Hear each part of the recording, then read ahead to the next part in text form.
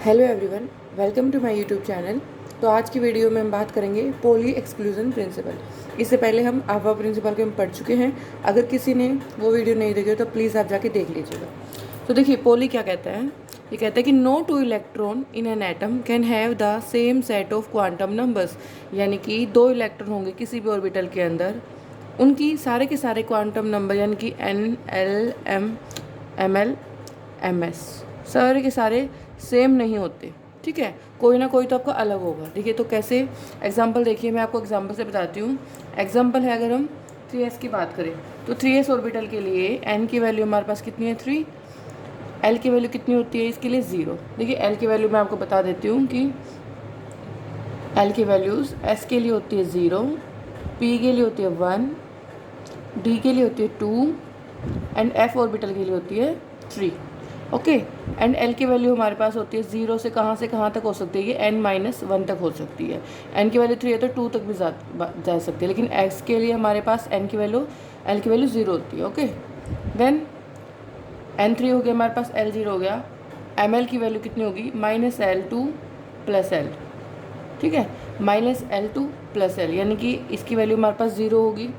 अब ms की value होगी, वो कितनी होगी, या तो होगी +½ या फिर होगी -½ ठीक है, यानी कि किसी भी एक की वैल्यू हम +½ लेंगे तो दूसरे की ऑटोमेटिकली क्या हो जाएगी, -½ हो जाएगी।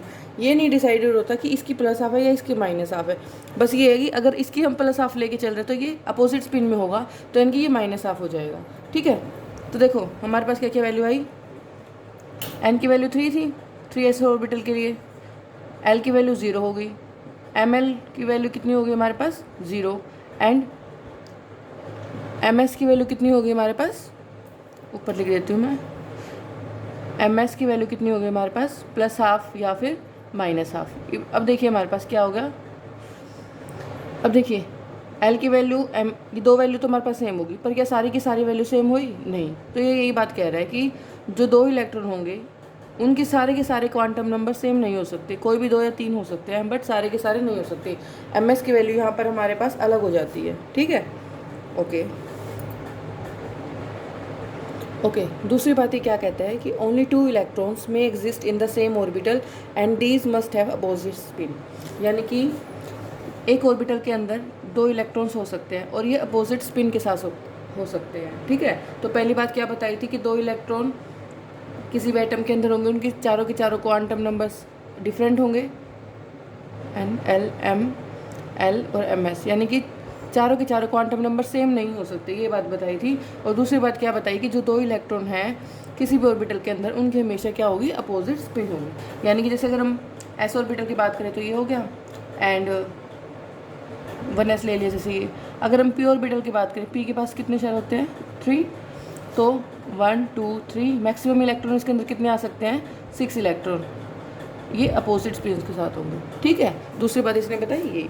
अब हम कुछ एक दो फॉर्मूले पूछ लेते हैं एग्ज़ाम्स के अंदर, तो उनको भी देखते हैं एक बार। जैसे पहला क्या है, नंबर ऑफ सबशेल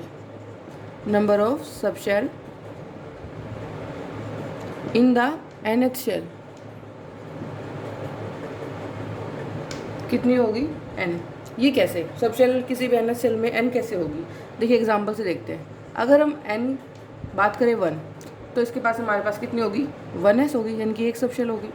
अगर हम बात करें n की वैल्यू 2 है तो हमारे पास कितनी होगी 2s एंड 2p, यानी कि 2 सबशेल होगी s एंड p। अगेन हम बात करें कि n की वैल्यू अगर 3 लेके चले तो हमारे पास 3s 3p and 3d। Okay, अब आपको पता चला कि 2d क्यों नहीं होता है हमारे पास। ठीक है, क्योंकि जितनी भी सबशेल होंगी, नंबर ऑफ सबशेल किसके इक्वल होती है, n के बराबर होती है। ठीक है, तो हमारे पास यहाँ पे s p d 3 ऑर्बिटल्स आ चुके हैं। ठीक है, अब दूसरे अगर एग्जांपल की बात करें कि नंबर ऑफ ऑर्बिटल्स कितने होते हैं, number of orbitals in A subshell वो होते हैं हमारे पास कितने 2l+1। अब 2l+1 कैसे देखिए हम, मैं रब कर देती हूँ ऊपर वाला। देखिए मैंने क्या बताया अभी आपको कि जो नंबर ऑफ ऑर्बिटल्स हैं वो किसी भी सबशेल में कितने होंगे 2l+1। देखो अगर हम एस की बात करें, एस ऑर्बिटल की बात करें तो 12 + 1 ये मैंने आपको फॉर्मूला बताया। तो एल की वैल्यू कितनी होती है, 0 मैंने अभी बताया था आपको थोड़ी देर पहले। तो यहाँ पर हमारे पास कितना आया, 1, ठीक है, यानी कि एक शेल। अगर हम पी की बात करें तो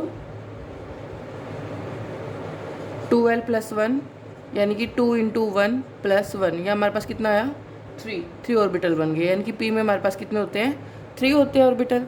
अगर हम डी की बात करें तो 12 + 1 यानी कि 2 × एल की वैल्यू 2 होती है हमारे पास, +1 कितना हो गया, 5, यानी कि 5 ऑर्बिटल्स होते हैं ना हमारे पास। तो देखिए कि जितने ऑर्बिटल्स हमें कैसे पता चलेगा, सिर्फ सब शेल में इस फॉर्मूले के द्वारा, ठीक है, 12 + 1। अच्छा, और अगर इसी में क्या पूछ ले, वो नंबर ऑफ इलेक्ट्रॉन्स पूछ ले तो, यानी कि नंबर ऑफ इलेक्ट्रॉन्स। आप खुद बताइए, एक ऑर्बिटल है, अगर ये ऑर्बिटल है, इसमें मैक्सिमम कितने इलेक्ट्रॉन आ सकते हैं, 2 इलेक्ट्रॉन आ सकते हैं ना हमारे पास। यहाँ पर देखिए, एक मिनट, हाँ देखिए, एक ऑर्बिटल में हमारे पास कितने आ सकते हैं, मैक्सिमम 2 इलेक्ट्रॉन आ सकते हैं ना। तो अगर हम इसकी बात करें तो इसमें कितने, 2 इलेक्ट्रॉन। पी में अगर 3 थे तो हमारे पास इलेक्ट्रॉन कितने हो जाएंगे इसके अंदर, 6। 5 ऑर्बिटल थे अगर डी के अंदर तो हमारे पास कितने इलेक्ट्रॉन हो जाएंगे, 10 इलेक्ट्रॉन। तो इससे हम फॉर्मूला बना सकते हैं क्या, 2 × 2l + 1, ठीक है। तो हमारे पास क्या आया, 4l + 1, ठीक है। हमने इलेक्ट्रॉन्स भी देख लिए इसके अंदर। नेक्स्ट अगर हम बात करें तो number of orbitals in the NH shell. NH shell में अगर हम ऑर्बिटल्स की बात करें तो कितने होंगे, वो हमारे पास फॉर्मूला होता है n²। कैसे, देखो एग्जाम्पल से याद रहेगा, ऐसे नहीं याद रहता। अगर हम n की वैल्यू 3 लें, n की वैल्यू 3 लेंगे तो कितने ऑर्बिटल्स होंगे, 3 का स्क्वायर यानी कि 9। अब 9 कैसे हुए, देखो अगर हमने अभी पीछे देखा था 3 की बात कर रहे हैं, अगर हम n की वैल्यू 3 है तो इसके पास कितने होंगे, 3s 3p एंड 3d। अब s में हमारे पास एक ऑर्बिटल है, p के हमारे पास कितने होते हैं, 3 एंड d के कितने, 5, तो कितना होगा, 9। हो गया एग्जाम्पल से क्लियर कि इसके पास कितने ऑर्बिटल्स होंगे किसी भी NH शेल में, 9, ठीक है। अगर हम नंबर ऑफ इलेक्ट्रॉन्स की बात करें, number of electrons in the NH shell, अभी मैंने आपको बताया था अगर हमारे पास कितने ऑर्बिटल्स आ रहे हैं, 9 ऑर्बिटल्स है ना, तो एक ऑर्बिटल में मैंने आपको बताया था मैक्सिमम कितने इलेक्ट्रॉन्स हो सकते हैं, 2। तो 9 अगर है हमारे पास, तो इस एग्जांपल है तो क्या करें, कितने इलेक्ट्रॉन्स हो जाएंगे, 18 इलेक्ट्रॉन्स, यानी कि अगर n² हमारे पास ऑर्बिटल है तो इलेक्ट्रॉन कितने हो जाएंगे, 2n²। ओके, आई होप आपको ये वीडियो समझ में आई होगी। Thanks for watching.